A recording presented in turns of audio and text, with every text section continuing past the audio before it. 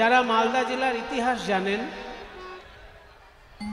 তারা সবাই জানেন যে মালদা জেলা এমন একটি ঘটনা ঘটেছিল যার জন্য বৈষ্ণব ইতিহাসে মালদা জেলার নাম একদম স্বর্ণাক্ষরে লেখা রয়েছে। কি সেই ইতিহাস? না সারা বাংলার প্রধানমন্ত্রী আর সারা বাংলার অর্থমন্ত্রী এবং তাদের এক ভাই বাংলার সেই যুগের সচিব মহাশয়, এই তিনজন একসঙ্গে শরণাপন্ন হয়েছিলেন চৈতন্য মহাপ্রভুর চরণে। তাই মালদা জেলার নাম সারা বৈষ্ণব ইতিহাসে উজ্জ্বল হয়ে রয়েছে। আমি এক্ষুনি যে সংস্কৃত শ্লোকটা বললাম, এই শ্লোকটা তাদেরই মধ্যে একজনের লেখা। যারা মালদায় বাস করতেন তখন, এখন না হয় মালদা আর 5টা জেলার মতন সাধারণ জেলা, হুগলি জেলা, হাওড়া জেলা, মেদিনীপুর জেলা যেমন সাধারণ জেলা। যে জেলার মধ্যে রাজধানী নেই আমি সেইটাকে সাধারণ জেলা বলছি। রাজধানীর তো একটা আলাদা ব্যস্ততা। রাজধানীর যেমন কলকাতা এখন রাজধানী পশ্চিমবঙ্গের, রাজধানীর একটা ব্যস্ততা আলাদা, রাজধানীর একটা সম্মান আলাদা। বর্তমানে বাংলার দুটো রাজধানী, একটা হচ্ছে কলকাতা আর একটা হচ্ছে ঢাকা। ঢাকা হচ্ছে পূর্ব বাংলার রাজধানী আর কলকাতা হচ্ছে বর্তমানে পশ্চিমবঙ্গের রাজধানী। কিন্তু যে যুগের কবিতা আমি বললাম, সেই যুগে গোটা বাংলাটা একটাই রাজ্য এবং তার রাজধানী হচ্ছে মালদা। এখন মালদার মানুষ ভাবতেই পারবে না যে এত বড় সম্মান তাদের কপালে একটা সময়ে ছিল, যে গোটা বাংলার মানুষকে এখানে আসতেই হতো, আর কিছু না হোক বিচারের জন্য আসতে হতো। যেমন কোনো কোর্টে কেস হলে লোকে কলকাতা হাইকোর্টে দৌড়ায়, তখন কি মালদা কোর্টে দৌড়বে? বড় কেস হলে কলকাতা হাইকোর্টে যেতে হবে, আরো বড় কেস হলে দিল্লিতে সুপ্রিম কোর্টে যেতে হবে। ঠিক তেমনি মহাপ্রভুর যুগে কোনো কেস কামারি হলে এই মালদায় সবাইকে ছুটে আসতে হতো, কারণ মালদা হচ্ছে রাজধানী। যে সময় চৈতন্যদেব জন্মগ্রহণ করেছেন তখন মালদা হচ্ছে বাংলার রাজধানী। তখন ঢাকাও খুব একটা গুরুত্বপূর্ণ ব্যাপার নয় আর কলকাতাও খুব একটা গুরুত্বপূর্ণ ব্যাপার নয়। কলকাতা তখন 3টে গ্রাম, কলকাতা, সুতানুটি আর গোবিন্দপুর, অতি সাধারণ গ্রাম। কিন্তু এখন রাজধানী হচ্ছে কলকাতা আর ঢাকা। মালদা এখন সাধারণ একটা জেলা যা আমের জন্য বিখ্যাত হয়ে আছে। কিন্তু মহাপ্রভুর যুগে এই মালদা জেলা রাজধানী বলে বিখ্যাত ছিল। সেই সময় মহাপ্রভুর কাছে এসে শরণাপন্ন হলেন। মহাপ্রভু যখন এলেন মালদায়, রাজধানীতে কেন এলেন? রূপ সনাতনকে কৃপা করবেন বলেই তিনি ছুটে এলেন মালদায়। এবং আশ্চর্য ব্যাপার, এই মালদা থেকে সরাসরি ওনার বৃন্দাবন যাওয়ার ইচ্ছা ছিল, কিন্তু সনাতন গোস্বামীর কথায় তিনি বৃন্দাবনে না গিয়ে আবার উল্টো দিকে উড়িষ্যা হয়ে তবে বৃন্দাবনে গেলেন। তাহলে আপনাদের এই মালদার যিনি তখনকার দিনে সারা বাংলার প্রধানমন্ত্রী সনাতন গোস্বামী, তার কথা শুনে মহাপ্রভু নিজের সিদ্ধান্ত পাল্টে ফেললেন। এটা ভাবা যায়? যাকে আমরা বলছি রাধা গোবিন্দের মিলিত তনু, শ্রীকৃষ্ণ চৈতন্য, যিনি একাধারে রাধা এবং কৃষ্ণ অর্থাৎ স্বয়ং ভগবান, সেই চৈতন্যদেবকে সনাতন বললেন যে আপনার ইচ্ছা যদি এই দিক দিয়ে যাওয়া, কিন্তু আপনি এদিক দিয়ে যাবেন না, আপনি ঝাড়খণ্ডের জঙ্গল হয়ে বৃন্দাবনে যান। তাহলে সনাতন গোস্বামীর কথা মতো মহাপ্রভু তার সিদ্ধান্ত বদলে দিলেন। এটা ভাবতে পারা যায় যে একজন অবতার পুরুষ, স্বয়ং ভগবান বলে যাকে হাজার হাজার মানুষ সম্মান করছে, পূজা করছে, সেই চৈতন্যদেব নিজের সিদ্ধান্ত রাখলেন না, সনাতনের সিদ্ধান্ত শুনে তিনি পথ পরিবর্তন করলেন। কেন? সনাতন গোস্বামী খুব সহজ যুক্তি দেখালেন। যে যুক্তিটা সনাতন দেখালেন সেটা হলো রাজনৈতিক অস্থিরতা। এখন বাংলা থেকে দিল্লিতে যাবার পথে বিভিন্ন জায়গায় ছোটখাটো যুদ্ধ বিগ্রহ হচ্ছে। এই সময় আপনার এই রাজধানীর রাজপথে না যাওয়াই ভালো। কোথায় কি ঝামেলা হয়ে যাবে? আপনি ভক্তবৃন্দ ছাড়া তো যেতে পারবেন না, শত শত ভক্ত আপনার সঙ্গে যাবে, কিছু একটা সমস্যা হতে পারে, আপনি এদিকে যাবেন না। কিন্তু এটা অতি সাধারণ যুক্তি। এইটা শোনার জন্য কিন্তু মহাপ্রভু যাননি। যে মহাপ্রভু কাজী সাহেবকে ভয় পায়নি নবদ্বীপে, তিনি রাজনৈতিক অস্থিরতার ভয়ে এই রাস্তা ছেড়ে জঙ্গলের রাস্তা হয়ে যাবেন? চৈতন্যদেব কি কাউকে ভয় পেয়েছিলেন তার সময়ে? নবদ্বীপের শাসক কাজী সাহেব বললেন হরি সংকীর্তন বন্ধ। তখন মহাপ্রভু দলবল নিয়ে তাকে বোঝালেন যে আপনি ভুল করছেন। ভারতবর্ষের মুনি ঋষির প্রতিষ্ঠিত যে সনাতন ধর্ম, তার উপর আপনার বিধিনিষেধ দেওয়ার কোনো অধিকার নেই। আপনি যে ধর্ম পালন করছেন সেটা যে ছোট তা বলবো না, কিন্তু সেটা ভারতবর্ষের মুনি ঋষির দ্বারা পরিচালিত নয়, সেটা বাইরের মুনি ঋষির পরিচালিত ধর্ম আপনি পালন করেন। আপনি এখানকার শাসক হয়েছেন মানে আপনি আপনার ধর্মও আমাদের উপর চাপিয়ে দেবেন, আপনার ইচ্ছা মতো আমাদের ধর্ম পালন করতে বলবেন, সেটা সম্ভব নয়। এই বুকের পাটা একমাত্র চৈতন্যদেব দেখিয়েছেন বাংলার বুকে, আর কেউ দেখাতে পারে না। শাসক যেখানে বলছে তোমার হরি কীর্তন করা বন্ধ, কাউকে যদি কীর্তন করতে দেখি তার ধর্মান্তরিত করে দেব, এত বড় কথা বলেছিলেন কাজী সাহেব। চৈতন্য চরিতামৃত, চৈতন্য ভাগবত আপনারা খুলে পড়ে দেখবেন যে মলয়চাঁদ কাজী বলছে যদি কেউ কীর্তন করে নবদ্বীপের বুকে, তার আমি ধর্মান্তরিত করে দেব। তাই ভয়েতে পড়ে সবাই কীর্তন বন্ধ করে, যে দরজা জানলা বন্ধ করে পড়েছিল। মহাপ্রভু দলবল নিয়ে তাকে গিয়ে বুঝালেন যে আপনি কি বলছেন? আপনার কথায় হরি সংকীর্তন বন্ধ করবে বাংলার মানুষ? আপনি শাসক, আপনি একটা ভালো ধর্ম পালন করছেন, তা বলে আপনি সেটা চাপিয়ে দিতে পারেন না আমাদের উপর? এই চাপিয়ে দিতে পারেন না কথাটা বলার মতো সাহস সেই যুগে কারোর ছিল না। চৈতন্যদেব দেখিয়ে দিয়েছেন আন্দোলন কিভাবে করতে হয়। কাজেই যে চৈতন্য মহাপ্রভু কাজী সাহেবকে ভয় পায়নি নবদ্বীপে তার পাড়ায়, আর সেই চৈতন্যদেব রাজনৈতিক অস্থিরতার জন্য মালদা থেকে বৃন্দাবন যাবেন না, এটা কি হতে পারে? আসল ব্যাপার অন্য জায়গায়।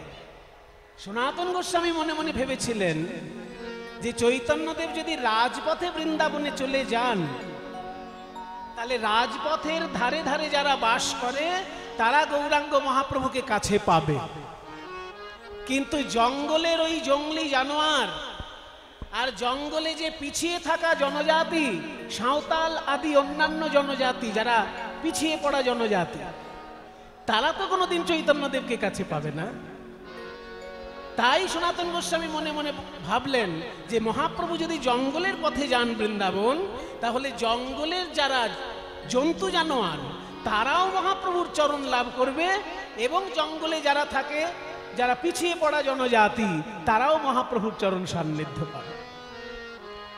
এই জনগণের কল্যাণের কথা চিন্তা করে সনাতন গোস্বামী বলেছিলেন যে আপনি এই পথে না গিয়ে জঙ্গলের পথে। কিন্তু মুখে সেটা বলেননি, সেটা মনে রেখে দিয়েছিলেন। মুখে বলেছিলেন যে রাজনৈতিক অস্থিরতা চলছে, বাংলা থেকে দিল্লির পথটা রাজপথ, এখানে যখন তখন যুদ্ধ বিগ্রহ লেগে যেতে পারে, আপনি এই পথে না গিয়ে জঙ্গলের পথে যান। কিন্তু তিনি চেয়েছিলেন যে জঙ্গলের জঙ্গলি জানোয়ার তারা যেন মহাপ্রভুর কৃপা পায়, এবং জঙ্গলবাসী যারা তারা যেন মহাপ্রভুর কৃপা পায়। তাই মহাপ্রভু সনাতনের কথা অনুযায়ী এই মালদা থেকে সরাসরি বৃন্দাবনে না গিয়ে ঝাড়খণ্ডের পথে জঙ্গলের মধ্যে দিয়ে বৃন্দাবনে গেছে। তাহলে আপনারা কতখানি ধন্য একবার নিজেদেরকে চিন্তা করুন, যে সনাতন গোস্বামী পাদ মহাপ্রভুর সিদ্ধান্ত পাল্টে দিতে পারেন, মানে মহাপ্রভুর ইচ্ছাকে পরিবর্তিত করে দিতে পারেন। সেই সনাতন গোস্বামী এই মালদায় রাজার পাশে বসে রাজাকে বুদ্ধি দিতেন। সেই জন্য তো তিনি প্রধানমন্ত্রী, বাংলার প্রধানমন্ত্রী সনাতন গোস্বামী। তিনি যখন মন্ত্রিত্ব ত্যাগ করলেন চৈতন্য মহাপ্রভুর কৃপা পেয়ে, তিনি অনেকগুলি গ্রন্থ লিখেছিলেন। তার মধ্যে একটা গ্রন্থের নাম বৃহৎ ভাগবতামৃত। বইগুলো এখনো আমাদের ভাগ্য ভালো, অনেকগুলোই কিনতে পাওয়া যায়, দু একটা কিনতে পাওয়া যায় না, কিন্তু অনেকগুলোই কিনতে পাওয়া যায় সনাতন গোস্বামীর লেখা বই। সনাতন গোস্বামীর লেখা বইয়ের মধ্যে একটা বই এর নাম হচ্ছে বৃহৎ ভাগবতামৃত। সেই বৃহৎ ভাগবতামৃত গ্রন্থ থেকে আমি এই শ্লোকটা আপনাদেরকে বললাম। এবার ব্যাখ্যা করে দেব। জয়তি জয়তি নামানন্দ রূপং মুরারে বিরমিত নিজ ধর্ম ধ্যানম বুঝাদি যত্নম শক্তিদপি পরিগীতাং মুক্তিদাং প্রাণিনাং পরময় অমৃত বেগং জীবনং ভূষণং। জয়তি জয়তি নামানন্দ রূপং মুরারে। সনাতন গোস্বামী বলছেন জয়তি জয়তি নামানন্দ রূপং মুরারে। মুরারির নামানন্দ রূপের জয় হোক, জয় হোক। বাংলা করলে দাঁড়াচ্ছে প্রথম লাইনটা, 4টে লাইন আছে এই কবিতায়। প্রথম লাইনটার মানে হচ্ছে মুরারির নামানন্দ রূপের জয় হোক, জয় হোক। দেখুন সংস্কৃত থেকে বাংলা করুন, জয়তি জয়তি মানে জয় হোক, জয় হোক। নামানন্দ রূপং মুরারে। মুরারে মানে মুরারির। মুরারিকে শ্রী বিষ্ণু, নারায়ণ বা কৃষ্ণ, যিনি মূর নামক দৈত্যকে বধ করেছিলেন, সেই নারায়ণকে বলা হয় মুরারি, শ্রীকৃষ্ণকেও বলা হয় মুরারি। তাই বলছে হরিনাম বা কৃষ্ণ নামের নামানন্দ রূপের জয় হোক। ভগবানের তো অনেক রূপ, তার মধ্যে নামানন্দ রূপটাও তার একটা রূপ। মজার ব্যাপার কিন্তু, বেশ রসের আস্বাদন শ্লোকটার মধ্যে। দেখুন বলছে ভগবানের রূপ কত রকমের। বলে ওই যে দেখছো বংশীধারী কৃষ্ণ দাঁড়িয়ে আছেন, এটা ভগবানের একটা রূপ। আবার তীর ধনুক নিয়ে যখন দাঁড়িয়ে আছেন রাম রূপে, সেটাও ভগবানের একটা রূপ। আবার যখন প্রহ্লাদকে রক্ষা করার জন্য, প্রহ্লাদের পিতাকে হত্যা করার জন্য অর্ধেকটা মানুষ অর্ধেকটা সিংহ রূপ ধারণ করেছেন, নরসিংহ রূপ ধরেছেন, ওটাও ভগবানের একটা রূপ। কিন্তু এগুলো ভগবানের মূর্ত রূপ। ভগবানের আবার অমূর্ত রূপও আছে, মানে মূর্তিময় রূপ এগুলো। এই রূপ ছাড়াও ভগবানের মূর্তিহীন রূপও আছে, মানে নিরাকার ভগবান, সেটাও ভগবানের একটা রূপ আছে। তবে সেটা নানা রূপে প্রকাশ পায়। যেমন নামানন্দ রূপ, ভগবানের নাম করে যখন আপনি আনন্দ পান, যে একটা নির্মল আনন্দ পান, ওটা আসলে ভগবানের একটা রূপ। ওটা আপনার হৃদয়ে আবির্ভূত হচ্ছে মাত্র। আপনি হরে কৃষ্ণ কৃষ্ণ কৃষ্ণ হরে হরে, হরে রাম রাম রাম হরে হরে, এটা যখন মন প্রাণ দিয়ে জপ করছেন, কেমন একটা আনন্দ পাচ্ছেন।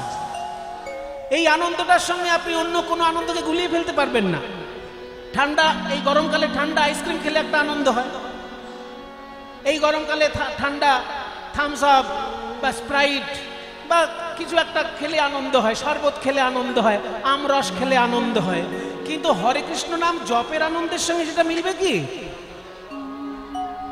যতই আপনি আমের রস খান, লেবুর রস খান, আইসক্রিম খান, যাই আনন্দ পান কেন, হরে কৃষ্ণ নাম জপ করে যে আনন্দটা আপনি পাচ্ছেন, ওই আনন্দটার সঙ্গে আপনি কোনো আনন্দকে মিলাতে পারবেন না। কারণ এই হরে কৃষ্ণ নাম জপের যে আনন্দটা, এটা ভগবানেরই একটা রূপ। তাই বলছে ভগবানের এই নামানন্দ রূপের জয় হোক, জয় হোক। আমি তাকে বুকের মধ্যে উপলব্ধি করছি। কৃষ্ণকে আমি গায়ে হাত বুলাতে পারবো না, কারণ অতখানি পুণ্য আমার করা নেই যে শ্রীকৃষ্ণ আমার কাছে আসবেন আর আমি তার গায়ে হাত বুলিয়ে দেব, বা আমি তার চরণ ধুলি নিয়ে মাথায় নেব, হবে না আমার দ্বারা। কিন্তু শ্রীকৃষ্ণ নাম জপ করে যে আনন্দটা পাওয়া, সেটা যদি ভগবানেরই একটা রূপ হয়, সেটা তো আমি উপলব্ধি করতে পারছি। আমার হৃদয়ের মধ্যে যে আনন্দটা হচ্ছে কৃষ্ণ নাম জপ করে, ওটা কৃষ্ণেরই একটা রূপ। সেই রূপটার নাম ভগবানের আনন্দ রূপ, নামানন্দ রূপ। ভগবানের প্রেমানন্দ রূপ আছে, ভগবানের নামানন্দ রূপ আছে। ওই নামানন্দ রূপটার জয় হয়। জয়তি জয়তি নামানন্দ রূপং মুরারে। ভালো কথা, একটা মূল জিনিস বুঝে গেলাম আমরা, যে ভগবানের অনেক রূপ আছে। একটা মূর্তিমান, একটা মূর্তিহীন। মূর্তিমান রূপ যেমন কৃষ্ণ, যেমন রাম, যেমন নরসিংহ। আর মূর্তিহীন রূপ যেমন নামানন্দ, প্রেমানন্দ, এগুলো ভগবানেরই রূপ। তো সেই রূপের আপনি জয়ধ্বনি দুবার দিলেন কেন? একবার বললেই তো মিটে যেত। জয়তি নামানন্দ রূপং মুরারে বললে ঝামেলা মিটে যায় না? এক কথা দুবার কেন বলছেন জয়তি জয়তি? আমরা এখন অনেক ব্যস্ত হয়ে গেছি, আমাদের এক কথা দুবার শোনার মতো সময় নেই। আর আপনিও তো পণ্ডিত মানুষ, আপনার কাছে কি কথা সস্তা যে এক কথা দুবার বলবেন আপনি? সনাতন গোস্বামীর কাছে কথা সস্তা নয়। তিনি বিরাট বড় পণ্ডিত, তিনি বিরাট বড় প্রধানমন্ত্রী, তার সময় নেই বেশি কথা বলার, কিন্তু তবুও তিনি দুবার বললেন জয়তি জয়তি। কেন দুবার? তার ব্যাখ্যা তার টিকাতে নিজেই করেছেন সনাতন। বলছে কেন দুবার বললাম জানো? একটা কারণ হচ্ছে ভগবান কৃপাময়, সেই জন্য তার নামানন্দের একটা জয়ধ্বনি হওয়া উচিত। কিন্তু আর একটা কারণ হচ্ছে যে ভগবানের নাম ভগবানের থেকেও বেশি কৃপাময়, এই জন্য তার আর একবার জয়ধ্বনি দিলাম। বলে এইটা একটু বেশি বাড়াবাড়ি হয়ে গেল, এগুলো বৈষ্ণবদের খুব বাড়াবাড়ি। বলে ভগবানের নাম নাকি ভগবানের থেকেও কৃপাময়। হ্যাঁ, এটা হয় কখনো? বলে হয় কিনা তুমি নিজে বিচার করো। ভগবান গীতায় অর্জুনকে একটি কথা বলেছেন, অর্জুন তুমি যদি বিশ্বরূপ দেখতে চাও, একাদশ অধ্যায় দেখুন গীতায়, গীতায় একাদশ অধ্যায় আছে না, যে হে কৃষ্ণ তোমার বিশ্বরূপটা কেমন আমি একটু দেখতে চাই। তখন কৃষ্ণ কি বললেন অর্জুনকে, যে নাতুমাং সাক্ষ্যসে দ্রষ্টু মানে নাইব সচক্ষুষা দিব্যাং দদামি তে চক্ষু পশ্যমে যোগমৈশ্বরম। বলছে তুমি তোমার এই চামড়ার চোখ দিয়ে আমাকে দেখতে পাবে না, তোমার এই শারীরিক চোখ দিয়ে আমাকে দেখতে পাবে না, আমি তোমাকে দিব্য চক্ষু দেব, তবে তুমি আমার দিব্য রূপ দেখতে পাবে। এই জায়গাটা ধরছেন সনাতন, যে কৃষ্ণের অন্তরঙ্গ বন্ধু অর্জুন, এ তো রামশ্যাম যদুমধু নয়, অর্জুন হচ্ছে কৃষ্ণের অন্তরঙ্গ বন্ধু, নাহলে তার গাড়ির ড্রাইভার হবে কেন? আমার আবার ড্রাইভার, আমার আপনার ড্রাইভার হবে ভগবান, কিন্তু অর্জুনের ড্রাইভার হয়েছে কেন? না, অর্জুন হচ্ছে শ্রীকৃষ্ণের অন্তরঙ্গ বন্ধু। আর সেই অন্তরঙ্গ বন্ধুকেও শ্রীকৃষ্ণ বলছেন তুমি তোমার চোখ দিয়ে আমাকে দেখতে পাবে না, আমি দিব্য চক্ষু দেব, তবে তুমি আমার রূপ দেখো। এইখানেই সনাতন ধরলেন যে স্বয়ং শ্রীকৃষ্ণকে দেখছে তার অন্তরঙ্গ বন্ধু অর্জুন, সেখানেও দিব্য চক্ষুর প্রয়োজন হচ্ছে। কিন্তু শ্রীকৃষ্ণের নাম আর শ্রীকৃষ্ণ একই, আমি যখন কৃষ্ণ নাম উচ্চারণ করছি আমার কিন্তু দিব্য জিহ্বার প্রয়োজন হচ্ছে না। কৃষ্ণকে দেখতে গেলে দিব্য চক্ষু চাই, কিন্তু কৃষ্ণ নাম বলতে গেলে দিব্য জিহ্বার প্রয়োজন হচ্ছে না। এটাই কৃষ্ণ নামের অতিরিক্ত কৃপা, যে কৃপা কৃষ্ণেরও নেই। এটাই সনাতন গোস্বামী বলছে, যে শ্রীকৃষ্ণের অন্তরঙ্গ বন্ধু অর্জুন, তাকেও বোঝা আমার নামও তাই, আমার নাম উচ্চারণ করার জন্য তোমাদের দিব্য জিহ্বা দরকার। যে জিহ্বায় আপনি গালাগালি দিয়ে ফেললেন, কথার ছলে কাউকে গালাগালি দিয়ে দিতেই পারেন, সেই জিহ্বাতেই চেষ্টা করুন কৃষ্ণ নাম উচ্চারণ হয়ে যাচ্ছে। যে জিহ্বায় আপনি অখাদ্য খেয়ে ফেললেন, অখাদ্য খাদ্যের স্বাদ গ্রহণ করলেন যে জিহ্বায়, সেই জিহ্বাতেই চেষ্টা করুন কৃষ্ণ নাম হয়ে যাচ্ছে। তাহলে এত বড় কৃপা স্বয়ং কৃষ্ণেরও আছে কি? তাই সনাতন বললেন যে আমি শ্রীকৃষ্ণের জন্য শ্রীকৃষ্ণের নামকে একবার জয়ধ্বনি দেব, আর শ্রীকৃষ্ণ নামের অতিরিক্ত কৃপার জন্য তার নামকে আর একবার জয়ধ্বনি দেব। জয়তি জয়তি নামানন্দ রূপং মুরারে বিরমিত নিজ ধর্ম ধ্যানম পূজাদি যত্নম সকৃদপি পরিগীতা মুক্তিদং প্রাণিনং য় পরময়মৃতমেকং জীবনং ভূষণং জয়তি জয়তি নামা জয়তি জয়তি নাম। এতক্ষণ যা বললাম কবিতার 4টে লাইনের মধ্যে প্রথম লাইনটা ব্যাখ্যা করলাম, যে শ্রীকৃষ্ণের নামানন্দ রূপের দুবার জয়ধ্বনি কেন, সেটা ব্যাখ্যা হলো। এইবার বলছে শ্রীকৃষ্ণ নামের মহিমা কি না, বিরমিত নিজ ধর্ম ধ্যান পূজাদি যত্নম। শ্রীকৃষ্ণ নামে যদি কারোর নিষ্ঠা এসে যায়, তাহলে কৃষ্ণের পূজা যদি সে না করে তবু পাপ হবে না। কৃষ্ণের ধ্যান যদি সে না করে তবু পাপ হবে না, কৃষ্ণের তীর্থভূমিতে যদি সে না যায় তবু পাপ হবে না। সনাতন বলছেন, আর উনি বলছেন মানে সব শাস্ত্র ঘেটেই বলছেন। আমরা শ্রীকৃষ্ণের জন্মভূমি মথুরা, সেখানে দর্শন করতে গেলে পুণ্য হয় না? আর বেড়াতে যাব মনে করে, মথুরায় বেড়াতে যাব মনে করে যদি দীঘায় চলে যাই, মথুরায় না গিয়ে যদি দীঘায় যাই, সেটা পাপ হবে না? যে শ্রীকৃষ্ণের জন্মস্থানে বেড়াতে যাব ভাবলাম, না গিয়ে ঘুরিয়ে দিলাম আমার ট্যুর দীঘার দিকে, তাহলে তো আমার পাপ হয়ে গেল। কারণ ভগবানের জন্মস্থান দেখতে যাচ্ছিলাম, চলে গেলাম সমুদ্রে ঢেউ খেতে। সনাতন বলছেন, যদি কারোর হরি কৃষ্ণ নামে নিষ্ঠা থাকে, সে যদি কৃষ্ণের জন্মস্থান দেখতে নাও যায় তাতে পাপ হবে না।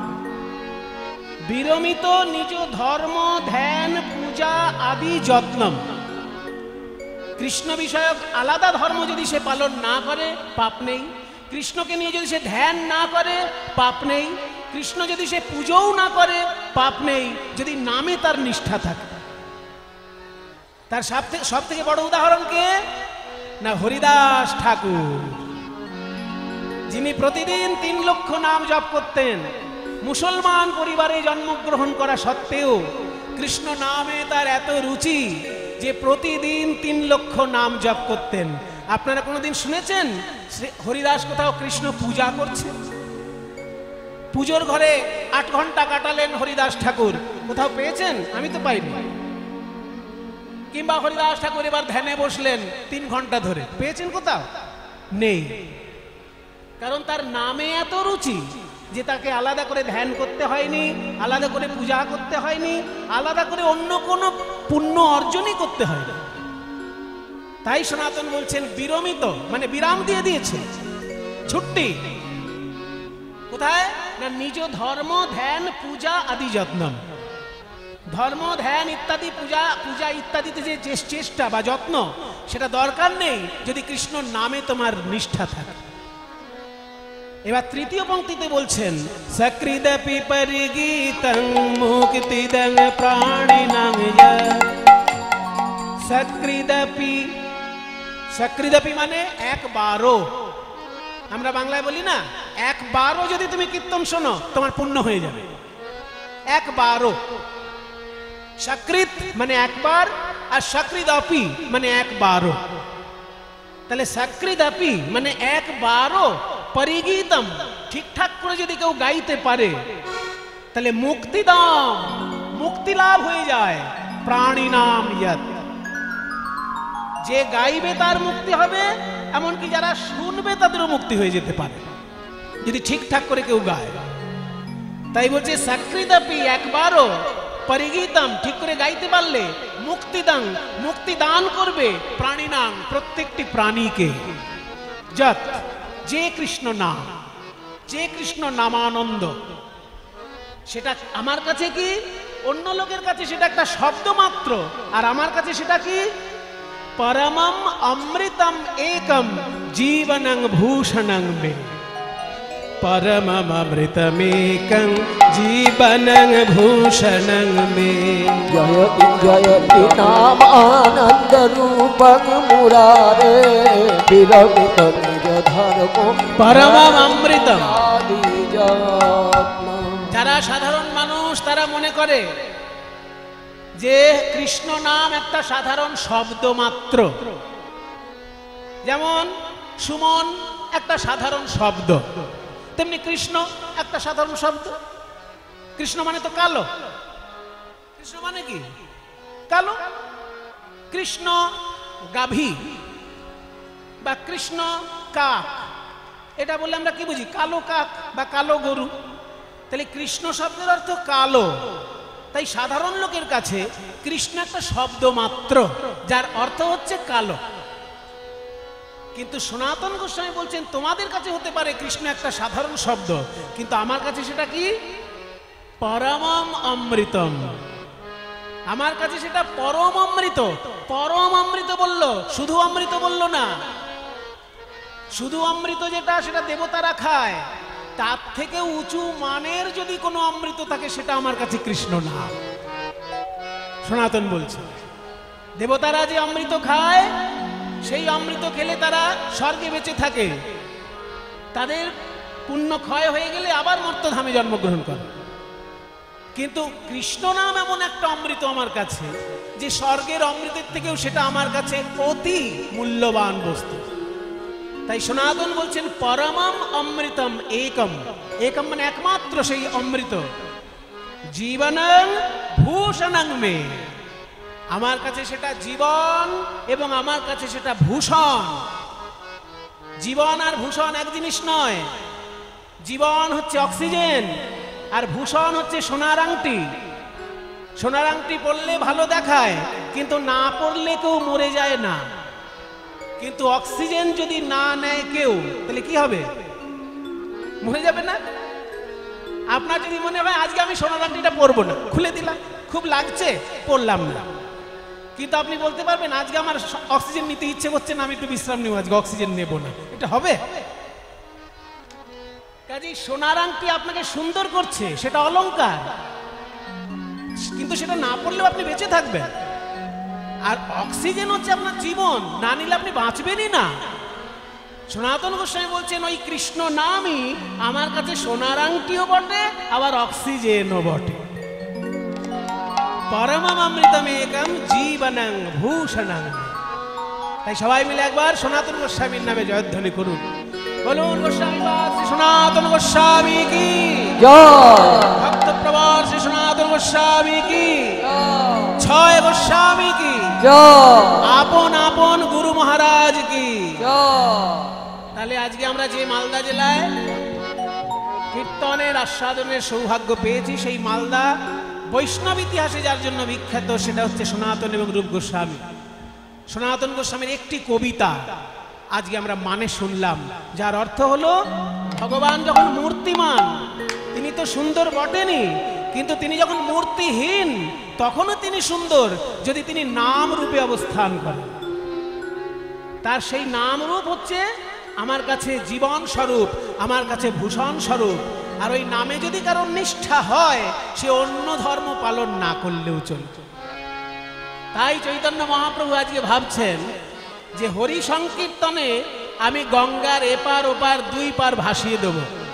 গৌরীদাস, একটা বিরাট বড় নৌকা নিয়ে এসো, নৌকার উপরে আমি কীর্তনের দল নিয়ে উঠব, আর এত সুন্দর কীর্তন তোমরা গাইবে যে শুনলেই যেন মানুষের পাপ দূর হয়ে যায়। গাইলে তো জীবন ধন্য হবেই, কিন্তু শুনলেই যেন মানুষের পাপ দূর হয়ে যায়, এমন ভাবে হরিনাম করবে। এসো, একটা বিরাট বড় নৌকা নিয়ে এসো, আর একটা ঘোষণা করে দাও, আজকে আমার নৌকায় যারা পার হবে তাদের কাউকে পারের কড়ি দিতে লাগবে না। শুনুন শুনুন, আনন্দ সংবাদ, আনন্দ সংবাদ, আনন্দ সংবাদ। কি আনন্দ সংবাদ? সুসংবাদ, সুসংবাদ, সুসংবাদ। আজকের এই গঙ্গা তীরে খেয়া ঘাটে যারা ওপারে যাবেন বা এপারে আসবেন, বাহ। তাদের পারের কড়ি লাগবে না। পারের কড়ি লাগবে না তো আমরা সবাই যাব, সবাই উঠে পড়বো। ঢেরা পিটিয়ে দিয়েছে। আগেকার দিনে এটাকে বলে ঢেরা পেটানো। এখন যেমন নিউজ পেপারে নিউজ দেয়, তখন তো নিউজ পেপারের ব্যাপারটা ছিল না। একটা লোক রাখা থাকতো, সে এরকম ড্রাম পিটিয়ে পিটিয়ে পাড়ায় পাড়ায় বলে বেড়াতো আজকের খবরটা কি। এটাকে বলে ঢেরা পেটানো। তা ঢেরা পিটিয়ে দিয়েছে, যারা মহাপ্রভুর নৌকায় পার হবে তাদের পয়সা লাগবে না। আর বাঙালি মানুষ বিনা পয়সার খবর যদি পায়, দেখবেন সব থেকে বেশি ভিড় ওইখানে হয়। যদি আজকে পশ্চিমবঙ্গ সরকার বলে যে মালদা থেকে যে ট্রেনগুলো কলকাতায় যাবে কাউকে টিকিট কাটতে হবে না, বিনা টিকিটে সবাই কলকাতায় যেতে পারবে, ট্রেনে আপনি আর উঠতে পারবেন? তখন কাজ না থাকলেও লোকে ট্রেনে উঠে বসে থাকবে, যেহেতু পয়সা লাগছে না, যাই একটু কলকাতায় গিয়ে হাওড়ার ব্রিজ দেখে আসে, তাই না? সেই জন্য বিনা পয়সার খবর শুনলে সবাই ছুটে আসে। যেই মহাপ্রভু ঘোষণা করে দিয়েছেন পয়সা লাগবে না, একেবারে কাতারে কাতারে লোক এসে নৌকা ভরিয়ে গেল। কিন্তু আশ্চর্য ব্যাপার, হাজার হাজার মানুষ নৌকায় বসেছে, মহাপ্রভু কারোর দিকে তাকিয়ে গান গাইছেন না, একজন মাত্র ভাগ্যবান ভক্তের দিকে তাকিয়ে গান গাইছে। কে সেই ভাগ্যবান ভক্ত? এই হাজার হাজার লোক কিন্তু গান গাইছেন মহাপ্রভু একজন মাত্র ভক্তের দিকে তাকিয়ে। কে সে ভাগ্যবান? পদকর্তা বলছেন, প্রিয় গদাধর সঙ্গে ওই পুরবর ভোসরঙ্গে, ওই প্রিয় গদাধর সঙ্গে পুরবর ভসরঙ্গে। প্রভু আমার, প্রভু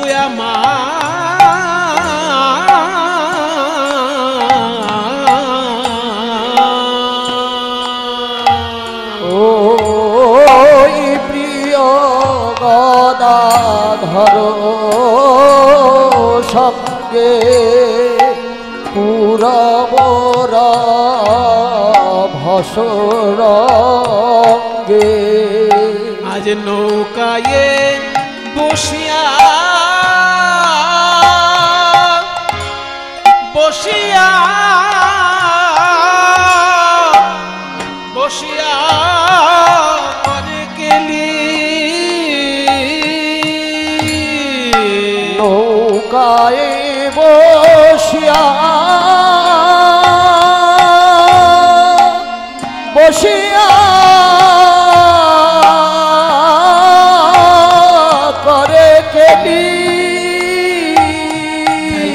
হরি নামের খেলা, হরি নামের খেলা। ভক্ত শোনে শচী দুলালা, খেলে হরি নামের খেলা। ওই ভক্ত শোনে শচী দুলালা, খেলে হরি নামের খেলা। ভক্ত শোনে শচী দুলালা, হরি নামের খেলা। ওই ভক্ত শোনে শচী দুলালা, খেলে হরি নামের খেলা।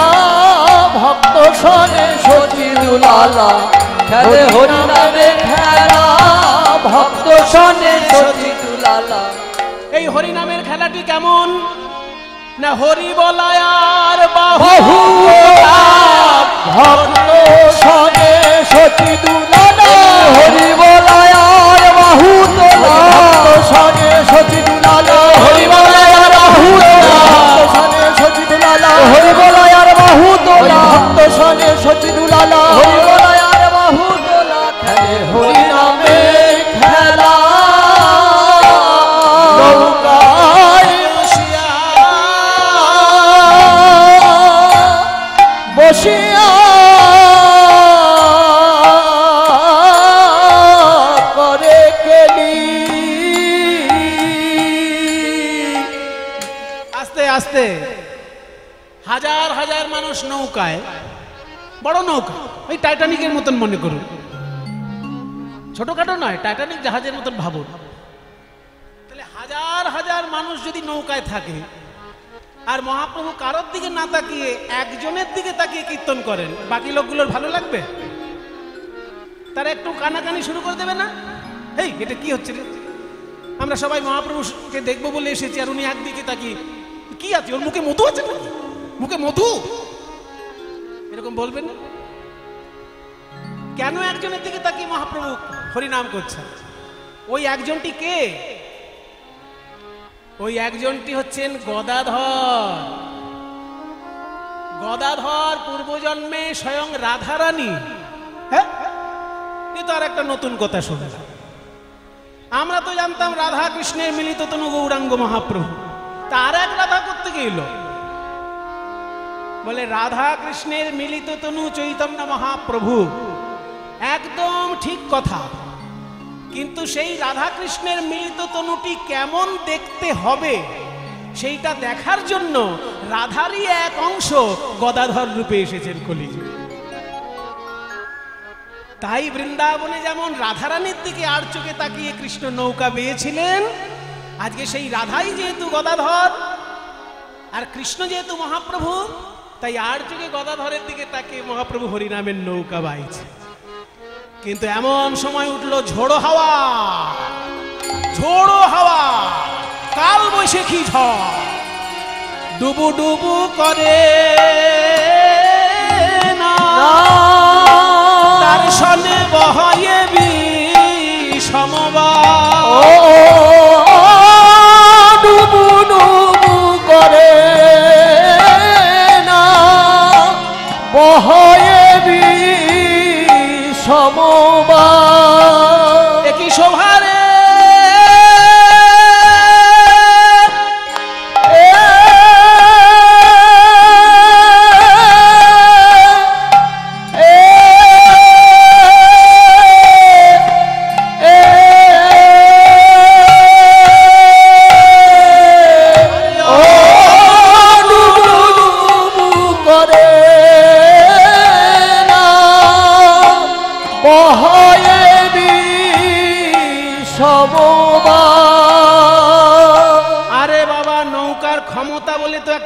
আছে নৌকা যদি 100 লোকের নৌকা হয় আর সেখানে বিনা পয়সার লোভে যদি 200 লোক চেপে পড়ে নৌকাটার অবস্থা কি হবে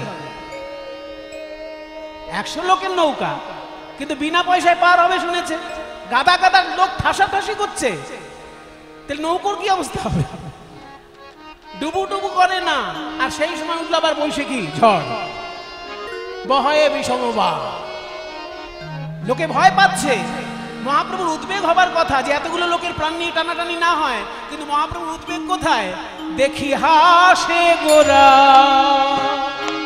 বনমালী দেখি হাসে গোরা বনমালী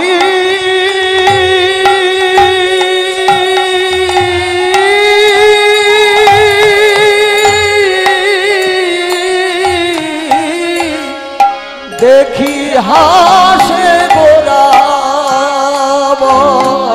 বনমালী ডুবু ডুবু করে না দেখি হাসে গোরা বনমালী শোনো বাবা চৈতন্য মহাপ্রভু হন আর যেই হন সেটা ঠিক কাজটা কিন্তু ভালো হচ্ছে না লোকের প্রাণ নিয়ে টানাটানি আর উনি হাসাহাসি করছেন এটা কি মানাচ্ছে পণ্ডিত মানুষকে মানাচ্ছে চৈতন্যদেব অবতার সেটা পরের কথা আগে তো উনি পণ্ডিত মানুষ নবদ্বীপের সেরা পণ্ডিত নিমাই সে যখন দেখছে লোকগুলোর প্রাণ সংশয় তখন হাসতে শুরু করেছে এটা কি ভালো পণ্ডিতের লক্ষণ কেন হাসিছে গোরারা হাসিছে গোরারা বলি সাধের তরি ডুবে যায় হাসিছে গোরারা ওই সাধের তরি ডুবে যায় গোরার ভাবের গতি বোঝা না যায় সাধের তরি ডুবে যায় ভাবের গতি বোঝা না যায় সাধের তরি ডুবে গোরার ভাবের গতি বোঝা না যায় আস্তে আস্তে সবার প্রাণ নিয়ে টানাটানি নৌকা ডুবু ডুবু আর মহাপ্রভু তার মধ্যে হাসছেন এই কথা এই দৃশ্য দেখে সবাই স্তম্ভিত কিন্তু মুখের উপর কিছু বলতে পারছে না মুখের উপর কিছু বলতে পারছে না কারণ মহাপ্রভুর মুখ দিয়ে কথাটা বলবে কে ওই যে বলে না বেড়ালের গলায় ঘন্টাটা বাঁধবে কে কথা বলার মতো একজন কিন্তু আছেন যিনি মহাপ্রভুর থেকে শুধু বয়সে বড় তা নয় মহাপ্রভু তাকে দাদা বলে সম্মান করেছেন কে সে পরম দয়াল নিতাই চা মহাপ্রভু দাদা হতে পারে কিন্তু লোকে তাকে পাগলা নিতাই বলে ডাকে এবার পাগলের তো সব জায়গায় ছাড়পত্র আছে তাই নিত্যানন্দ ধমক দিলেন নিমাইকে এই নিমাই দাদা এ কি হচ্ছে তোমার কি হচ্ছে দাদা তুমি বিনা পয়সার লোক দেখি এতগুলো লোককে নৌকায় তুলেছো পার করে দেবে বলে হঠাৎ ঝোড়ো হাওয়া উঠেছে নৌকা ডুবু ডুবু প্রাণ যায় অবস্থা আর তুমি হি হি করে হাসছো আমাকে লোকে পাগল বলে আর তোমাকে লোকে পণ্ডিত বলে এই পণ্ডিতের ছিরি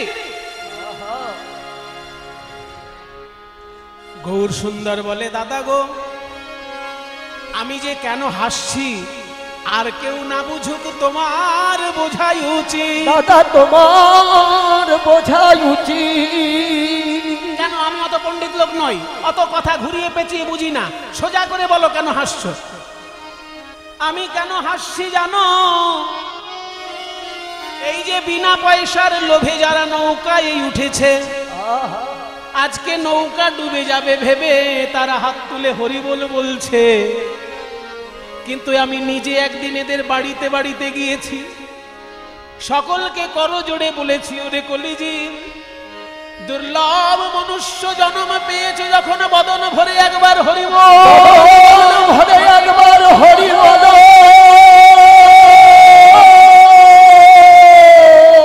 ভাগবতের সপ্তম স্কন্ধে প্রহ্লাদ কি বলেছে জানো? বলেছে কৌমারে আচরেত প্রাজ্ঞ ধর্মান ভাগবতানিহ দুর্লভং মানুষং জন্ম তদপি অধ্রুবম অর্থদম। যেহেতু এই মনুষ্য জন্ম দুর্লভ কিন্তু পরমার্থ সাধক, তাই বাল্যকাল থেকেই হরিনাম বলা উচিত। তোমরা বাল্যকাল থেকে বলো নাই, তাতে দুঃখ নাই, এখনো তো সময় আছে ভাই, বদন ভরে হরি বলো। আমি সকলের কাছে করজোড়ে বিনয় করে বলেছি হরি বলো, হরি বলো, হরি বলো। কিন্তু সেদিনকে আমার শাস্ত্র যুক্তি শুনেও কেউ হরি বলে নাই। আজকে বিনা পয়সার লোভে তারাই যখন নৌকায় এসেছে, নৌকা ডুবে যাবে ভেবে প্রাণের ভয়ে তখন হরি বল বলছে। আমার তাই হাসি পেয়েছে, আমার তাই হাসি পেয়েছে। এরা প্রাণের ভয়ে হরি বলছে, তাই হাসি পেয়েছে। এরা প্রাণের ভয়ে হরি বলিছে, তাই হাসি পেয়েছে। এরা প্রাণের ভয়ে হরি বলেছে। যেদিন পায়ে ধরেছি কেউ বলে না, প্রাণের ভয়ে হরি বলিছে। পায়ে ধরেছি কেউ বলে না, ভয়ে হরি বলিছে। পায়ে ধরেছি কেউ বলে না, ভয়ে হরি বলিছে। পায়ে ধরেছি কেউ বলে না, ভয়ে হরি বলিছে। পায়ে ধরেছি কেউ বলে না, ভয়ে হরি বলিছে। তাই হাসি পেয়েছে, দেখি হাসে গোরা বনমালী।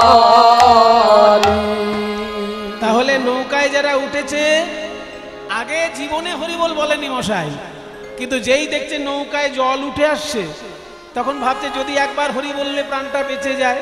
হরি বাবা, হরি বাবা, হরি বাবা, হরি বল, হরি বল, হরি বল, হরি বল। প্রাণের ভয়ে হরি বল বলছে। গৌর সুন্দর বলছে আমার তাই হাসি পেয়েছে। দূর থেকে যারা দেখছে তাদের অবস্থাটা কি? মনে করুন আপনাদের চোখের সামনে যদি একটা নৌকা ডুবি ঘটনা ঘটে, আপনারা কি করবেন? নদীর পাড়ে দাঁড়িয়ে কেউ তো মজা দেখবেন না। যারা ভালো সাঁতার জানে তারা তাড়াতাড়ি নেমে পড়বে, দু চারজনকে যদি টেনে বাঁচাতে পারে। আর যারা সাঁতার জানে না তারা নদীর ধারে দাঁড়িয়েই হাত তুলে ভগবানকে ডাকবে, হে ঠাকুর তুমি ওদেরকে রক্ষা করো, ওদেরকে রক্ষা করো। তাই মহাপ্রভুর নৌকা ডুবে যাচ্ছে মনে করে গঙ্গার দুই পারে কাতারে কাতারে মানুষ দাঁড়িয়েছে, তারাও হাত তুলে হরি বল বলছে যাতে মানুষগুলো বেঁচে যায়। ঘন ঘন হরি বলে কেহ করে উত্তরণ, ঘন ঘন হরি বল কেহ করে উত্তরণ। হরি বল, হরি বল, হরি বল। ঘন ঘন হরি বল কেহ করে উত্তরণ। দুকুলে নদী আর লোক দেখে, দুকুলে নদী আর লোক দেখে। দুকুলে নদী আর লোক দেখে। এবার যারা দেখছে তাদের মধ্যে আবার কেউ কেউ আছে মহাপ্রভুকে ভালোবেসে ফেলেছে। যারা মহাপ্রভুকে ভালোবাসতো তারা শুধু যে পুরুষ মানুষ তা নয়, যারা নবদ্বীপের রমণীকুল তারাও তো ভালোবাসতো, মুখে কোনোদিন বলতে পারতো না, নিজেদের মধ্যে আলোচনা করত। তাদের মধ্যে কয়েকজন বলছে ওই দেখ, ওই দেখ কি সুন্দর মানিয়েছে আমাদের নিমাইকে। ও পণ্ডিত মানুষ, সংস্কৃত শ্লোক ব্যাখ্যা করে ছাত্রদের কাছে, শুনতে ভালো লাগে, কিন্তু এত সুন্দর নৌকোও চালাতে পারে। ভুবন মোহন নাইয়া দেখিয়া বিবশ ওই ভুবন মোহন নাইয়া দেখিয়া বিবশ হইয়া। যুবতী ভুলিল লাখে লাখে, যুবতী ভুলিল লাখে লাখে। গৌরাঙ্গ সুন্দরের এই হরিনামের নৌকায় জগৎ উদ্ধারণ লীলা দেখে সুরধুনির দুই তীর আলো করে যত নদিয়া কুল কামিনী তারা নিজেদের মধ্যে বলা বলি করছে, ওরে সজনী আমরা এমন নাবিক দেখি নাই, আমরা এমন নাবিক দেখি নাই, জনমিয়ে নবদ্বীপে এমন নাবিক দেখি নাই, ওই জনমিয়ে নবদ্বীপে এমন নাবিক দেখি এমন নাই। নাবিক আছে বলেও শুনি নাই, এমন নাবিক দেখি এমন নাই, নাবিক আছে বলে শুনি নাই, এমন নাবিক দেখি নাই। এমন নাবিক আছে বলেও শুনি নাই, যার নাম নিলেই পার এমন হয়। নাবিক আছে বলেও শুনি নাই, নাম নিলেই পার হয়, নাবিক আছে বলেও শুনি নাই। যার নাম নিলেই এমন পার নাবিক হয়, আছে বলেও শুনি নাই। যার নাম নিলেই পার এমন নাবিক আছে বলেও শুনি নাই। যার নাম নিলেই পার যুবতী ভুগিল লাখে লাখে জগজন। কোন নাবিক যদি কাউকে পার করে তবে সে পার হয়, কিন্তু এমন নাবিক জীবনে দেখিও নি আর শুনিও নি যার নাম মুখে বললেই ভবনদী পার হওয়া যায়। এ তো আশ্চর্য নাবিক রে বাবা, নাবিকের নাম মুখে বললেই ভবনদী পার। তাই জগজনচিত চোর তিনি শুধু নাবিক রূপে দেখা দিচ্ছেন তা নয়, এই যে জগজনচিত চোর গৌর সুন্দরম, জগজনচিত চোর গৌর সুন্দর মন। যা করে তাহাই পর দেখো, জগজনচিত চোর গৌর সুন্দর মন। যা করে তাহাই পর দেখো, যা করে তাহাই পরতেখো। পরতেখো মানে প্রত্যক্ষ। এমন নয় যে গল্পটা বলছে এটা শুধু 500 বছর আগে, ওই একইভাবে চৈতন্যদেব এখনো আমাদেরকে ভবনদী পার করছে। সে লীলায় আজও তো ঘটে ভাই, লীলা আজ তো ঘটে ভাই। লীলা করে নদের নিমাই আজও তো ঘটে ভাই, লীলা নদের নিমাই আজ তো ঘটে ভাই। যে লীলা করে নদের নিমাই আজও তো ঘটে যে ভাই, লীলা করে নদের নিমাই আজ তো ঘটে ভাই। অদ্যাপি হো সেই লীলা করে গোরারায়, কোন কোন ভাগ্যবানে দেখিবারে পায় আজও তো ঘটে ভাই, লীলা আজ তো ঘটে ভাই। ভাগ্যবানে দেখতে পায় আজও তো ঘটে ভাই, ওই ভাগ্যবানে দেখতে পায় আজ তো ঘটে ভাই। যা করে তাহাই পরতে খো। যা করে তাহাই পরতে খো। এত সুন্দর পদটি যিনি রচনা করেছেন তার নাম রামানন্দ দাস। সবাই মিলে একবার হাত জোড় করুন তার উদ্দেশ্যে। কহে দিন রামানন্দে এহে নয়ানন্দ আর কহে দিন রামানন্দে এহে নয়ানন্দ করে। কহে দিন রামানন্দে এহে নয়ানন্দ আর করে, কহে দিন রামানন্দে এহে নয়ানন্দ কন্দে। কহে দিন রামানন্দে এহে নয়ানন্দ ওই করে, কহে দিন রামানন্দে এহে নয়ানন্দ কন্দে। কহে দিন রামানন্দে এহেন আনন্দ কন্দে। কন্দ মানে মূল, আনন্দের মূল আমার গৌর হরি, কিন্তু সেই লীলারস আস্বাদনে বঞ্চিত রহিনু মই এক। আর কহে দিন রামানন্দে এহে নয়ানন্দ কন্দে। বঞ্চিত রহিন মুই এক। আমি একা, আমি একা। ওগো বঞ্চিত হলাম আমি একা, ওগো বঞ্চিত হলাম আমি একা। আমি বঞ্চিত হলাম, আমি বঞ্চিত হলাম। আমি একাই কেবল বঞ্চিত হলাম, আমি একা কেবল বঞ্চিত হলাম। বঞ্চিত হলাম। এমন করুণা সিন্ধু অবতারে আমি বঞ্চিত হলাম। করুণা সিন্ধু অবতারে। আমি বঞ্চিত হলাম।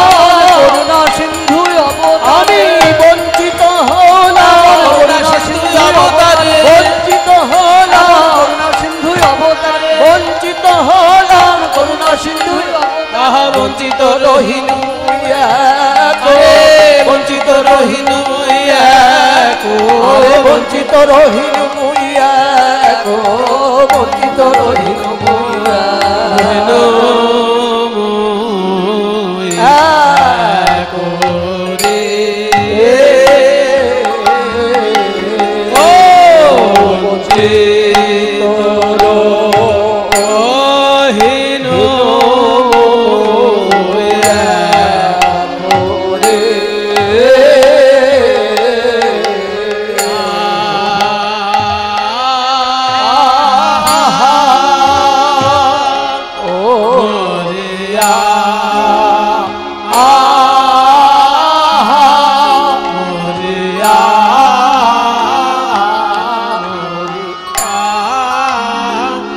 হেলো মোয়া করে ও বঞ্চিত হেলো মোয়া করে ও বঞ্চিত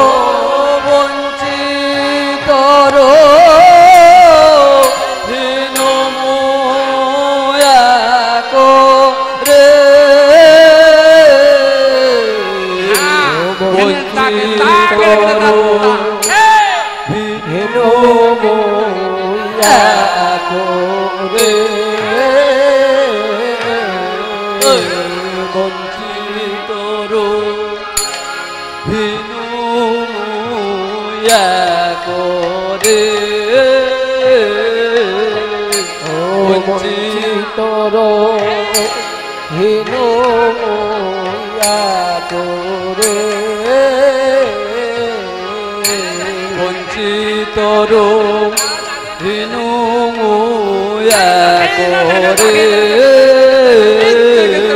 ও বঞ্চিত হিনু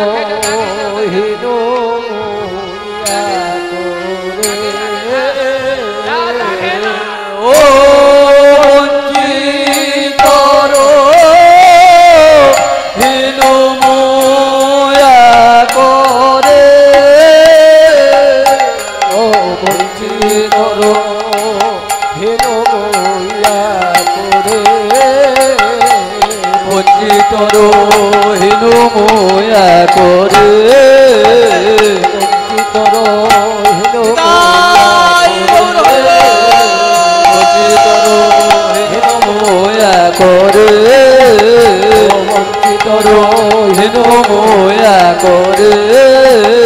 বঞ্চিত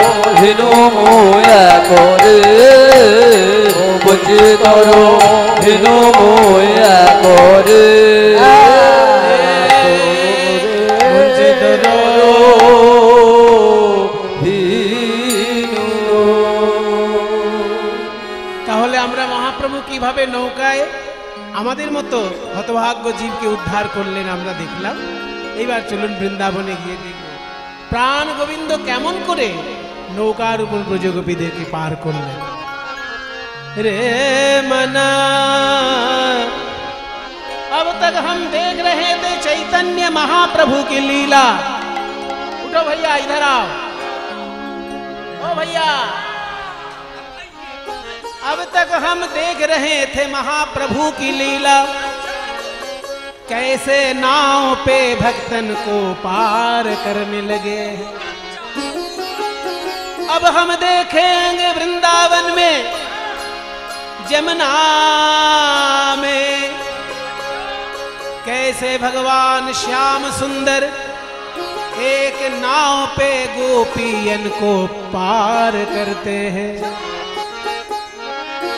चलो मना गंगा यमुना तीर चलो यमुना तीर चलो मन गंगा यमुना तीर चलो मन गंगा यमुना तीर चलो मन यमुना तीर यमुना तीर यमुना तीर गंगा यमुना निर्मल पानी गंगा यमुना निर्मल पानी निर्मल पानी निर्मल पानी निर्मल पानी में नहाने से क्या होता? यमुना के निर्मल पानी में नहाने से शीतल होत शरीर चलो गंगा यमुना तीर चलो मन गंगा यमुना तीर चलो मन गंगा यमुना तीर यमुना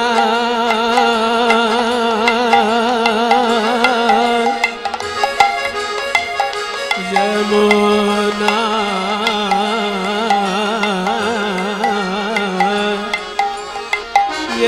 यमुना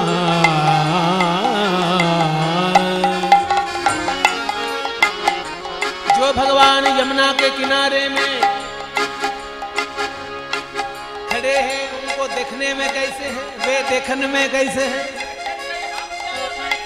मोर मुकुट पीताम्बर शोहे मौन मुकुट पीताम्बर शोभे मौन मुकुट पीताम्बर शोभे मौन मुकुट पीताम्बर शोभे मयूर मुकुट पीताम्बर शोभे पीताम्बर शोहे पीताम्बर शोभे कुंडल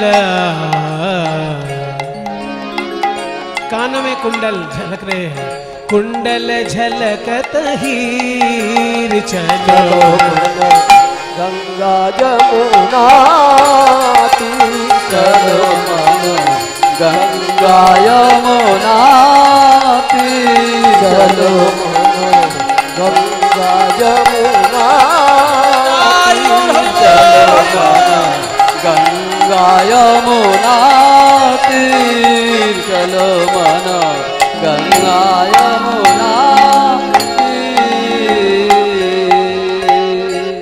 এত সুন্দর ভজনটি আমাদেরকে গঙ্গার তীর থেকে যমুনার তীরে নিয়ে যাচ্ছে এত সুন্দর মহাজনী ভজন যার রচনা সেই রাজস্থানের রাজকন্যা মীরাবাই তাকে একবার সবাই আমরা প্রণাম করি মেরা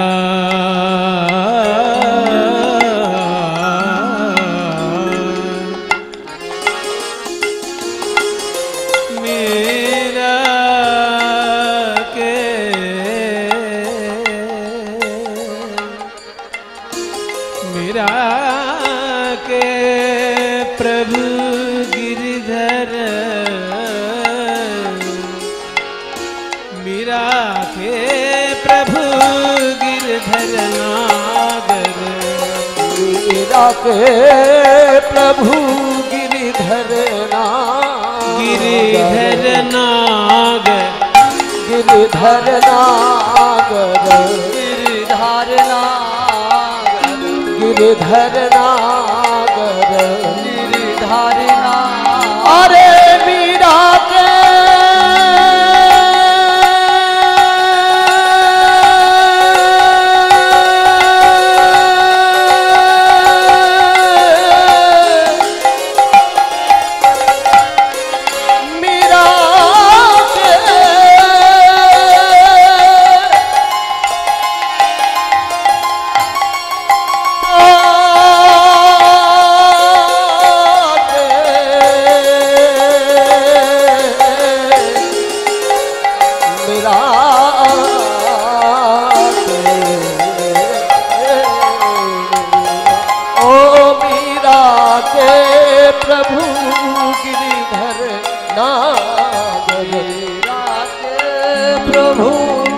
धरना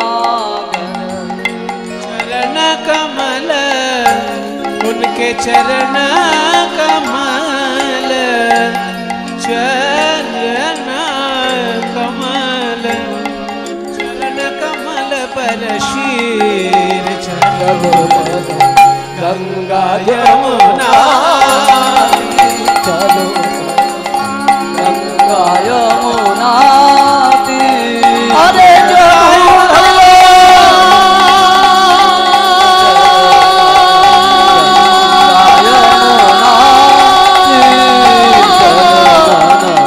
गंगा यमुना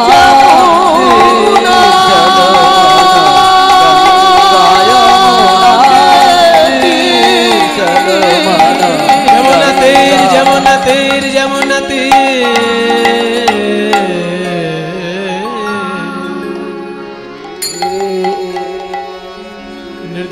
निर्देहमाद्यं सुलभं सुदुर्लभं प्लवं सुकल्पं गुरुकर्णधारम् मयानुकूलेन नभस्वतेरितं पुमान् भवाब्धिं न तरेत् स आत्महा। নৌকা বিষয়ে একটা সংস্কৃত শ্লোক, নৌকার তত্ত্ব কথা এর মধ্যে বলা হলো। এই শ্লোকটি শ্রীমদ্ ভাগবতের শ্লোক। শ্রীমদ্ ভাগবত হলো 18 পুরাণের মধ্যে শ্রেষ্ঠ পুরাণ। 18,000 শ্লোক সম্বলিত, 12 স্কন্ধ শোভিত শ্রীমদ্ ভাগবত। সেইখানে এই নৌকার তত্ত্বটি বলা হলো যে পৃথিবীতে কত রকমের নৌকা আছে। লোহার নৌকা আছে, কাঠের নৌকা আছে, প্লাস্টিকেরও নৌকা হতে পারে, কিন্তু শ্রেষ্ঠ নৌকা কোনটা? নৃদেহম। এই নরদেহরূপী নৌকাটাই হচ্ছে আদি নৌকা। আদ্যম মানে আদি নৌকা। যত নৌকাই থাক, নরদেহটা হচ্ছে আসল নৌকা। নৃদেহমাদ্যম সুলভং সুদুর্লভং প্লবং। প্লবং মানে প্লব শব্দের কথা অর্থ হচ্ছে ভেলা, কিন্তু এখানে প্লব মানে নৌকা।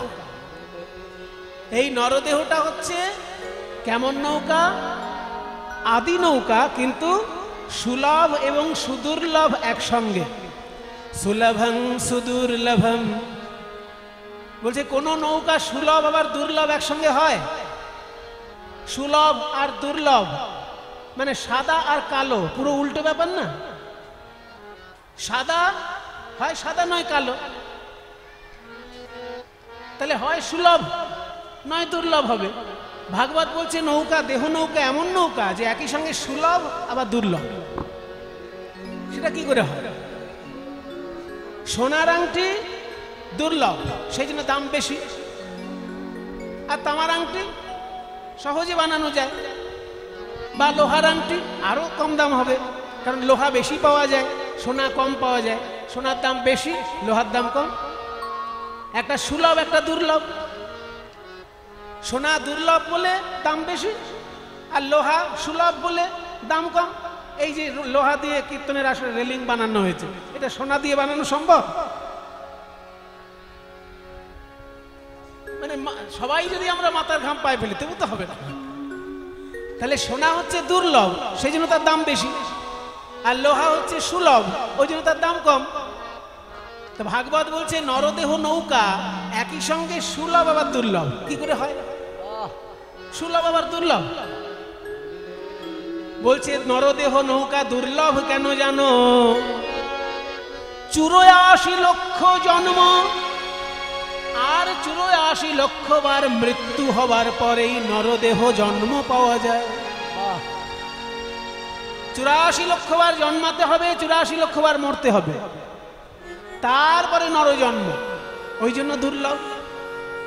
স্থাবরং লক্ষ বিংশতি নবলক্ষাশ্চ জলজা কৃমিণাং রুদ্রলক্ষাশ্চ দশলক্ষাশ্চ অণ্ডজা ত্রিংশ লক্ষং পশুনাং চ চতুর্লক্ষাশ্চ মানব। যদি বলা হয় চতুর্লক্ষাশ্চ বানরা, তাহলে 84 লক্ষ জন্মের পর মানব জন্ম। একটু পাঠান্তর আছে, বানর না মানব। যদি বলা হয় মানবা, তাহলে মানব জন্ম 84 লক্ষ জন্মের মধ্যে। আর যদি লাস্টে শেষ 4 লক্ষ বানর কথাটা ধরা হয়, তাহলে 84 লক্ষ জন্মের পরে মানব জন্ম। যাই হোক, 80 লক্ষ তো মিনিমাম 80 লক্ষ বার জন্ম হলে তবে মানুষ জন্ম পাওয়া যায়। 20 লক্ষ বার গাছপালা, 9 লক্ষ বার জলে জন্ম, 11 লক্ষ বার পোকামাকড় হিসেবে জন্ম, 10 লক্ষ বার ডিমের মধ্যে জন্ম, আর 30 লক্ষ বার পশু জন্ম, তারপর মনুষ্য।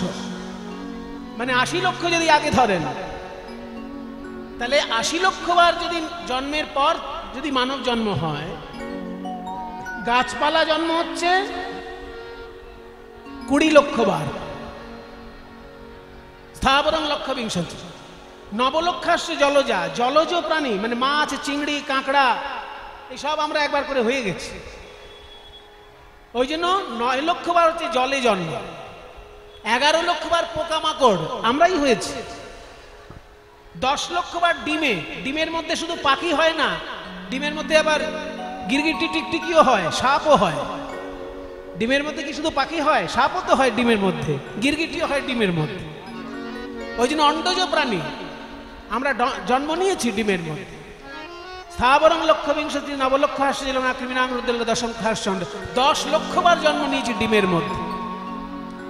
তারপর পশু জন্ম পেয়েছি 30 লক্ষ বার, তবে তো মনুষ্য জন্ম। তাহলে দুর্লভ এই কারণে যে এতবার ঘুরে আসতে হচ্ছে। তাহলে সুলভ কি করে? বলছে সুলভ যদি সাধু গুরু বৈষ্ণবের কৃপা হয়, তাহলে সুলভ হয়ে যেতে পারে। কিরকম?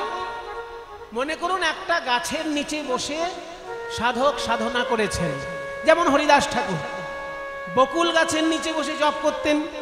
সেই বকুল গাছ এখনো পুরীধামে আছে, আপনারা গেলে দেখতে পাবেন, সিদ্ধ বকুল বলা হয় তাকে। তাহলে ওই রকম কোন সাধক যদি গাছের নিচে বসে তপস্যা করে, আর সেই সাধক যদি গাছটাকে বলে দেয় যে ওরে বৃক্ষ, আমি তোর ছায়ায় বসে তপস্যা করেছি, তুই আমাকে রক্ষা করেছিস, বজ্র, বিদ্যুৎ, রৌদ্র, এই সমস্ত কিছু থেকে তুই আমাকে রক্ষা করেছিস, তাই আমি তোকে আশীর্বাদ করি, আগামী জন্মে তুই যেন নানা জন্ম ঘুরে না এসে মনুষ্য রূপে জন্মগ্রহণ কর আর হরি ভজন কর। যদি সাধক একবার বলে দেয়, তাহলে ওই গাছটাকে কিন্তু আর 80 লক্ষ জন্ম ঘুরে আসতে হবে না, পরজন্মেই সে মনুষ্য হয়ে যেতে পারে। ওই জন্য বলা হলো সাধু গুরু বৈষ্ণবের কৃপা হলে সুলভ, আর তা না হলে দুর্লভ। নির্দেহমাদ্যম সুলভং সুদুর্লভং প্লবং সুকল্পং গুরু কর্ণধারম। এত সুন্দর নরদেহরূপী নৌকা সুন্দর করে সাজিয়ে দিয়েছেন ভগবান আমাদেরকে। কিন্তু এই দেহ নৌকা যদি ভালো হয়, কান্ডারি যদি ভালো না হয়, তাহলে নৌকা ঠিক চলবে? তা নরদেহ যদি নৌকা হয়, কান্ডারিকে ভাগবত বলছেন গুরু কর্ণধারম। গুরুদেব হচ্ছেন কান্ডারি। আমাদের দেহটা যদি নৌকা হয়, তাহলে গুরুদেব হচ্ছেন কান্ডারি। তিনি আমাদেরকে যেমন পরিচালনা করবেন, আমরা সেইভাবে এগিয়ে যাব। বলছে গুরুদেবের কৃপা ছাড়া কিছু প্রাপ্তি হয় না। এটা একটা সুন্দর কাহিনী আছে, ছোট্ট গল্প। গুরুদেবের কৃপা ছাড়া হয় না। বিবেকানন্দ একবার বলছে রামকৃষ্ণদেবকে যে আচ্ছা ঠাকুর, গুরু ধরার কি দরকার? লোকে তো তপস্যা করলেই সিদ্ধি লাভ করবে, সাধনা করলে সিদ্ধি লাভ করে, তাহলে আবার মাঝখানে একজনের এজেন্সি ধরার কি দরকার? গুরুর কি দরকার মাঝখানে? তখন বলছে শোন, গুরুর শক্তিতে সাধনার শক্তি বেড়ে যায়। কিরকম? বলে ওই দেখ নৌকা, গঙ্গায় একটা তখন বিরাট বড় স্টিমার যাচ্ছে, মানে এখন যেগুলো লঞ্চ, ব্রিটিশ যুগে সেগুলো স্টিমার বলা হতো, স্টিম মেশিনে চলতে বলে স্টিমার। তো সেই লঞ্চ একটা যাচ্ছে গঙ্গার মাঝখান থেকে, আর সেই লঞ্চের সঙ্গে একটা ছোট ডিঙি নৌকা বাঁধা আছে। যদি লঞ্চে কোনো বিপদ হয় তাহলে ডিঙি নৌকায় লোকে রক্ষা পাবে, এই জন্য একটা ছোট ডিঙি নৌকা সঙ্গে যাচ্ছে, বেঁধে দেওয়া আছে লঞ্চের সঙ্গে। ডিঙি নৌকাটা তো কাউকে দাঁড় বাইতে হচ্ছে না, লঞ্চ যেমন যাচ্ছে তার সঙ্গে বাঁধা আছে বলে ডিঙি নৌকাটা আপনি এগিয়ে যাচ্ছে। তো এইবার রামকৃষ্ণ বলছে, হ্যাঁ রে নরেন, নৌকা চালিয়ে যদি চন্দননগর যেতে হয় কতক্ষণ লাগবে, আর লঞ্চে যদি চন্দননগর যায় কতক্ষণ লাগবে? বলছে লঞ্চে গেলে আধ ঘন্টায় পৌঁছে যাবে, আর নৌকা চালিয়ে যেতে গেলে 4 ঘন্টা লাগতে পারে। বলে আচ্ছা, আমি যদি ডিঙি নৌকাটাকে লঞ্চের সঙ্গে বেঁধে দিই তাহলে ডিঙি নৌকাটার কতক্ষণ সময় লাগবে? বলে তো সহজ ব্যাপার, ডিঙি নৌকা যখনই লঞ্চের সঙ্গে বেঁধে দেওয়া হবে তখন তো সে লঞ্চের গতিতে এগিয়ে যাবে, আধ ঘন্টায় পৌঁছে যাবে চন্দননগর। বলে ওইটাই আমি তোকে বোঝাতে চাইছি এতক্ষণ, যে ডিঙি নৌকা যদি নিজের শক্তিতে যায় তাহলে 4 ঘন্টায় গিয়ে পৌঁছবে চন্দননগর, কিন্তু যখনই লঞ্চের সঙ্গে বেঁধে দেওয়া হবে সেটাকে আধ ঘন্টায় এগিয়ে চলে। ঠিক তেমনি সাধক যদি নিজের সাধনায় সিদ্ধি লাভ করতে চায়, কবে সিদ্ধি লাভ হবে তার ঠিক নেই, কিন্তু গুরু করুণার সঙ্গে যদি তার যোগ থাকে তাহলে গুরুর শক্তিতে শক্তিমান হয়ে সে এগিয়ে চলে যেতে পারে। গুরু কর্ণধার, তাই ভাগবত বলল, দেহ যদি নৌকা হয় গুরুদেব হচ্ছে কর্ণধার। এবার বলছে নৌকাও ভালো, কান্ডারিও ভালো, কিন্তু বাতাস উল্টো দিকে বইছে, নৌকা ভালো যাবে? বাতাস উল্টো দিকে বইলে তো নৌকা ভালো যাবে না। তাই ভগবান বলছেন, এই শ্লোকটা ভগবানের মুখের শ্লোক, ওই জন্য বলছেন ময়া আমার দ্বারা, ময়া মানে আমার দ্বারা, অনুকূলেন নভস্বতে ঋতম, আমি কৃপারূপী অনুকূল বাতাস দিয়ে দিয়েছি, আমার কৃপার বাতাস কখনো তোমাদের প্রতিকূলে বইবে না। তোমরা যদি 1 পা এগিয়ে যাও ভজন জগতে, আমার কৃপা হাওয়ায় আরো 10 পা তোমাদের এগিয়ে নিয়ে চলে যাবে। তাই ভগবান বলছেন আমার কৃপারূপী বাতাস আমি আরো অনুকূলে বইয়ে দিলাম যাতে তোমাদের নৌকা এগিয়ে যায়। তাহলে 3টে সুযোগ আমরা পেয়েছি। 1 নম্বর নরদেহরূপী উত্তম নৌকা, 2 নম্বর গুরুরূপী উত্তম কর্ণধার, 3 নম্বর ভগবানের কৃপারূপী অনুকূল বাতাস। এত সুযোগ সুবিধে পেয়েও যদি আমাদের এই দেহ নৌকা আমরা সংসার সাগর পার না হই তাহলে আমাদেরকে কি বলবে? ভাগবত বলল আত্মঘাতী নতরেত, যদি কেউ পার না হয় তিনি আত্মহা, আত্মঘাতী। 3টে সুযোগ আমি দিয়ে দিলাম, তবুও যদি ভবসাগর কেউ পার না হয় তাহলে সে আত্মঘাতী, ডুবে মরল সংসার সাগর। নৃদেহমাদ্যম সুলভং সুদুর্লভম প্লবং সুকল্পং গুরু কর্ণধারম